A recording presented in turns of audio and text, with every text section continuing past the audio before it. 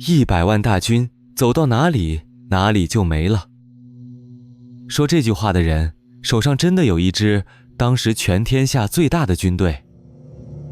1个月之后，他丢下这支军队，踩着自己士兵的尸体过河逃走。这里是昆阳，今天河南叶县。城外42万人，城里8、9千。上一集我们说87万是真的，但他从来没有变成一支军队。这一集的问题更难答，因为昆阳这42万有名册，有建制，有主帅，有命令。他是一支军队，然后他输给了3000个人。公元23年夏天，在讲这一仗之前，要先讲清楚一件事：为什么会有42万人站在河南这片平原上？公元9年，一个人结束了汉朝，他叫王莽。他没有打仗，也没有政变。公元前8年，他第一次做大司马。公元1年，朝廷给他加号安汉公。公元9年，他自己做了皇帝。30年，一步一步走成一个非他不可的局面。他要做的不是换个皇帝，是把整个天下重写一次。公元9年，他下令全国的田改名叫王田，不准买卖；奴婢改名叫私属，也不准买卖。这道命令3年之后自己收回，挡不住有田的不肯交，没田的还是没有。同一年，他改做另一件事：盐、铁、酒、铸、钱、山、泽全部收归官营。还有钱。公元7年、公元9年、公元10年、公元14年，7年之内，他改了4次货币。每改一次，老百姓手上存的那一批就作废一次。人改完了，然后是天。公元11年，黄河在魏郡决口改道，向东南冲出去。史料记的一件事很难不记住，他没有去堵，因为新的河道正好绕开他家祖坟。没堵的后果，这场水患淹了60年。底下的人先撑不住，公元17年，荆州饥荒加蝗灾，活不下去的进山绿林军起事。第2年，山东樊崇再拉一支，眉毛涂红好，任敌我，叫赤眉。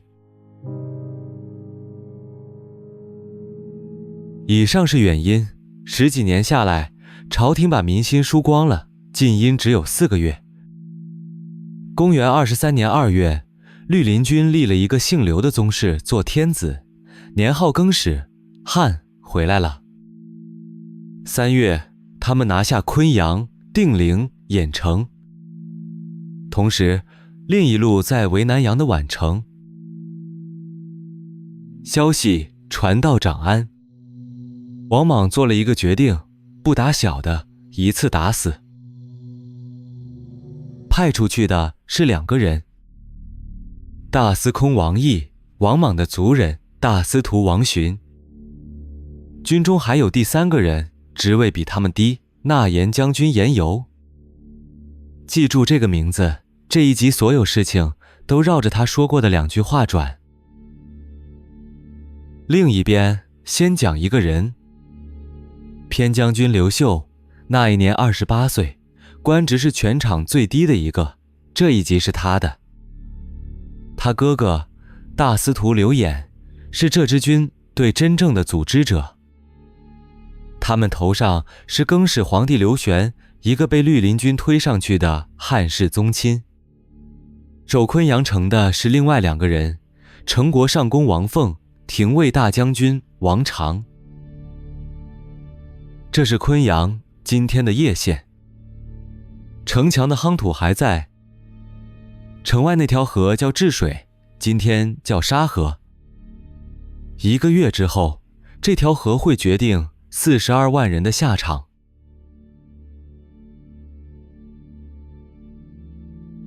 先看纸面，这一仗兵力先摆一边，我们看3件别的事。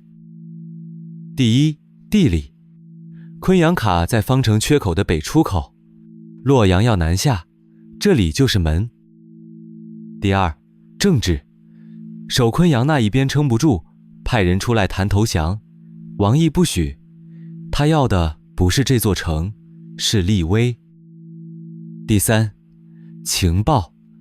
刘演围的宛城，其实这几天已经破了，可是昆阳城下两边都不知道。汉书写得很细，各州郡挑选精兵，太守亲自带队，在洛阳点旗的42万人，还有更多在路上没断过。书上加了一句：平语车甲士马之盛，自古出师未尝有也。这里要停一下，这其实是4个数字。100万是口号，王毅自己讲的。点旗42万，真正开到城下的《后汉书》写且10万。所以42万打8、9千这个比例本身就要修一次。新莽这一层拿不到高分，点旗的是42万，开到城下的只有且10万。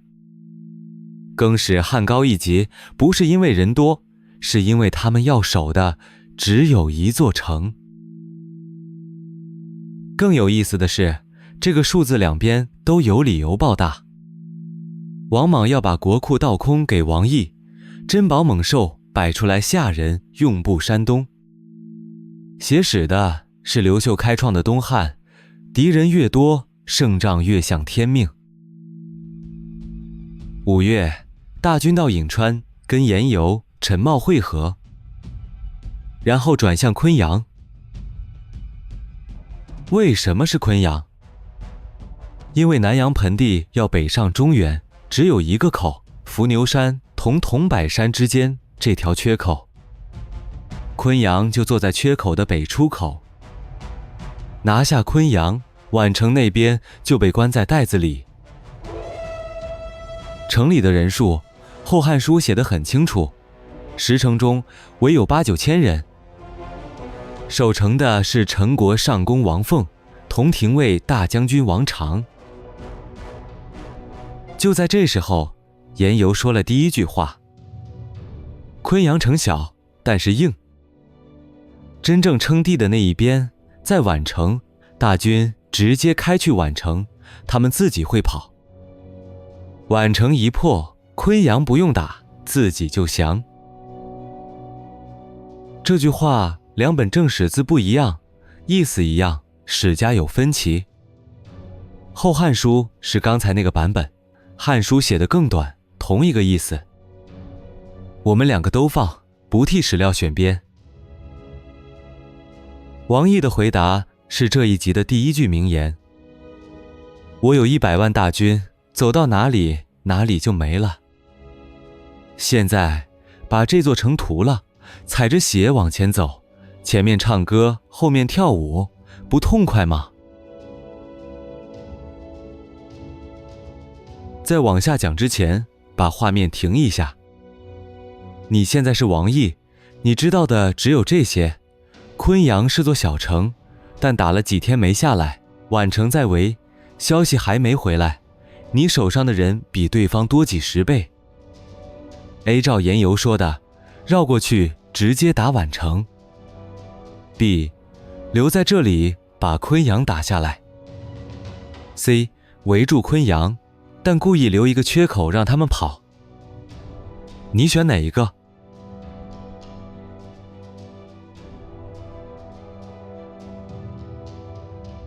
这是这一仗真正的岔路口。史实这一边他留下来打，而且不止一次。城里的王凤撑不住，派人出来谈判投降，王毅不许。一座送上门的城，他拒绝收。这是政治判断，不是军事判断。他要的不是这座城，是拿它立威。我的赌法，人一决，得自己已经赢了，就会把目标从打仗换成表演。言由再说了第二句。这一次他直接颁兵法，撤退的军队不要拦死，围城要留一个缺口，放他们跑出去，让他们把恐惧带回宛城。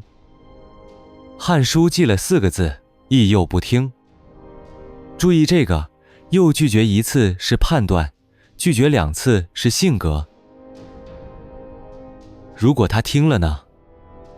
我们只改一个变数，大军不停昆阳，直接南下宛城，其他全部不变。这里有一件他不可能知道的事，宛城已经破了，就在几天前。所以就算他去，也未必接得住。但有一件事会不一样，刘秀不会，有那10几天去把外面的兵收回来。这是推演，不是史实。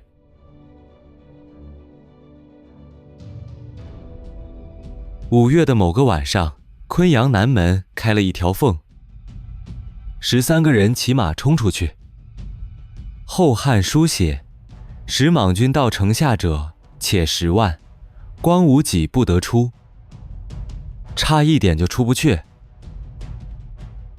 他去做一件当时所有人都觉得没用的事，收兵。郾城、定陵还有更始军的营，营里的将领不肯全出，他们舍不得手上的财，或想留人看着。刘秀说了一句很不像后来那个皇帝的话：现在打赢了，珍宝多1万倍；打输了，头都没了，还有什么财物？众乃从。同一段时间，宛城破了，但是这个消息，昆阳城下没有人知道，两边都不知道。刘秀做了一件很现代的事，他写了一封假的军报，说宛下兵到，宛城的援军已经出发了，然后故意让这封信掉在路上。王询、王毅捡到了。《后汉书》用2个字写他们的反应：不惜、不高兴。6月初1，刘秀带住收回来的兵回到昆阳，两边看到的东西完全不一样。红方从高处看，地平线上一小条人，4、5里外停下来列阵，像蚊子。蓝方低头看，一片望不到边的营，营火接营火。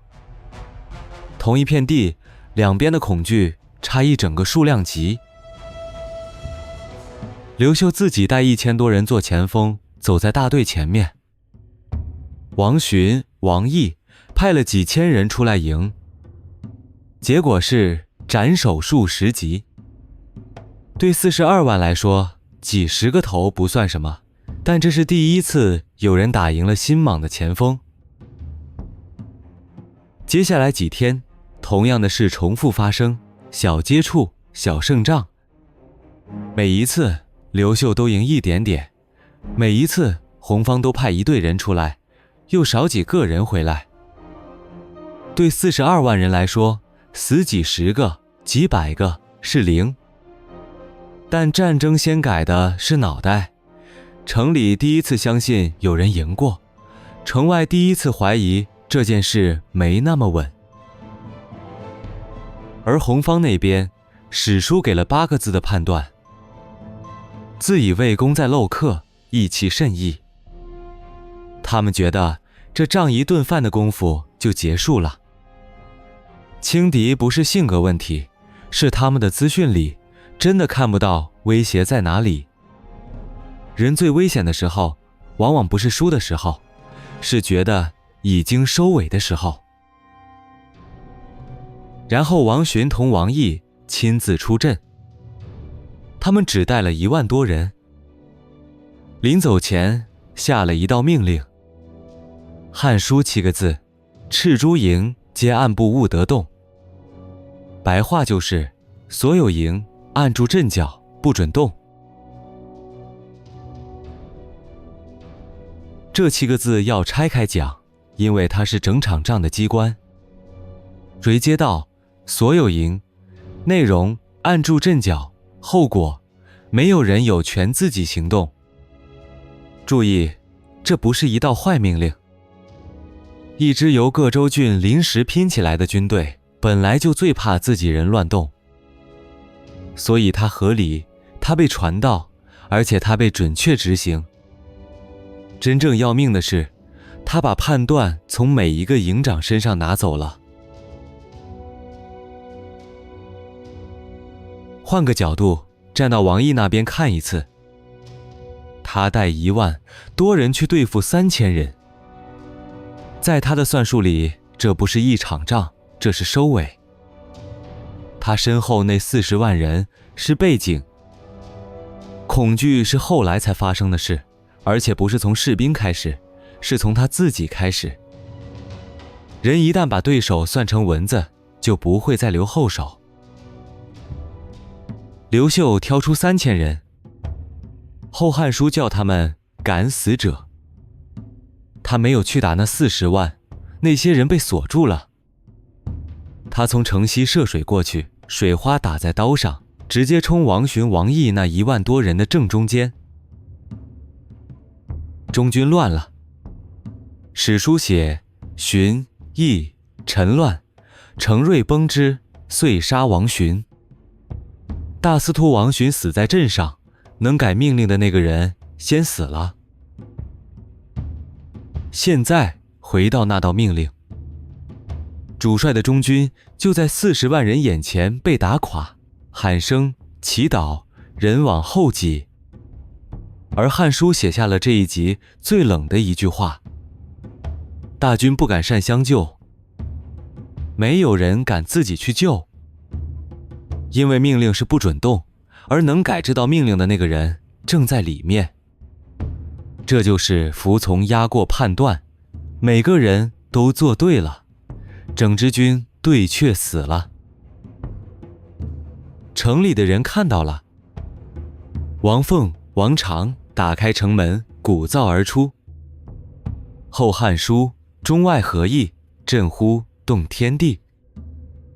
里应外合，喊声把天地都震了。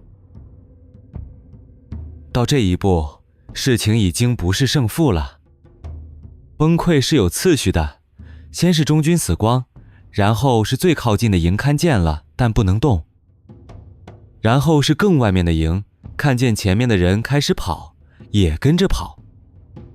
没有人下令撤退，因为下令的人已经逃了。史书写，走者相腾剑，奔役100余里间，自己人踩死自己人，踩了100多里。恐惧比命令快，一旦有人先跑，旁边的人就只剩一个选择，跟着跑。就在这时候，天气来了。《汉书》写，天风飞瓦，雨如注水，虎豹鼓励。大风吹飞屋瓦，雨像倒水，连虎豹都吓得腿软。2本书都记了这场雨。《后汉书》还多写了流星坠营，《汉书》一个字都没提。暴风雨我们用，流星不用。暴雨下在溃兵头上，治水暴涨。《后汉书》士卒征赋，溺死者以万数，水位不流。士兵抢住过河，淹死的人以万计，河水都堵住了。水位不流是套语，尸体多到河停住这种写法。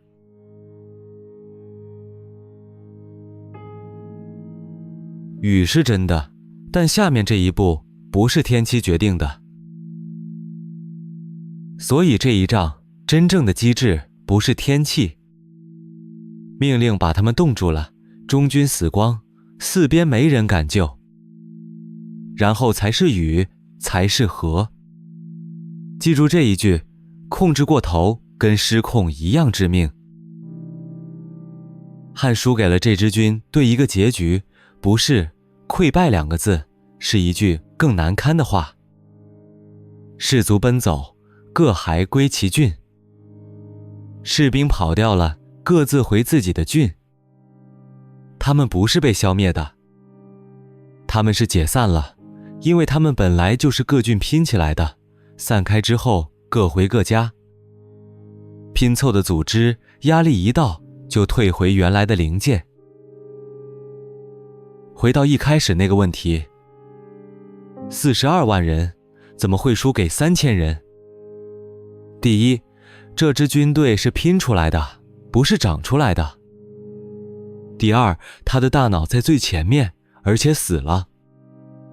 第三，也是最要命的，他接到的最后一道命令是不准动。带走3条，人多不是力量，命令要留判断空间，觉得已经赢了的那一刻才是最危险的。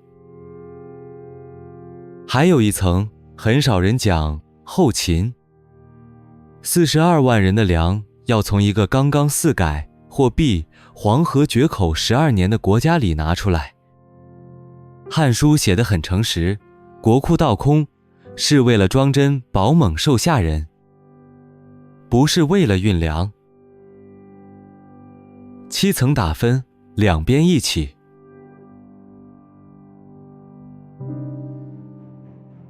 后面的事比这一仗还快。4个月之后，长安破，王莽死，新朝14年。而在更始那一边，昆阳打赢之后几个星期，更始皇帝把刘演杀了，理由不是打输，是打得太好。这是这一集开头那张图。现在把死掉的人关掉。刘秀的反应，史书记了一句，读起来很不舒服。未尝自伐昆阳之功，又不敢为博生扶丧，饮食言笑如平常。他不提自己的战功，不敢为哥哥带笑，吃饭说笑跟平常一样。这不是冷血，这是他读懂了，打赢之后真正的敌人换成自己人。2年之后，他自己做了皇帝。这一集的数字同引文出处逐条列在画面上，正是《汉书》卷99下王莽传，《后汉书》卷1上光武帝纪编年资治通鉴卷39。42万这个数字，两边都有理由讲大，输的要吓人，赢的要天命。评分理由一样在说明栏。昆阳这一集到这里，下一集往前走177年，又一次以少打多，又一次烧掉对方最重要的东西，这次烧的不是船，是粮。官渡之战，而赢的那个人8年之后会在赤壁变成人数多的那一边。先问你一个问题，这一集我们说人多不等于是一支军队，那官渡呢？袁绍输在粮被烧，还是输在他身边的人？先走了。把你的判断留在评论区，喜欢这种拆解，订阅频道，打开小铃铛，我们下集官渡见。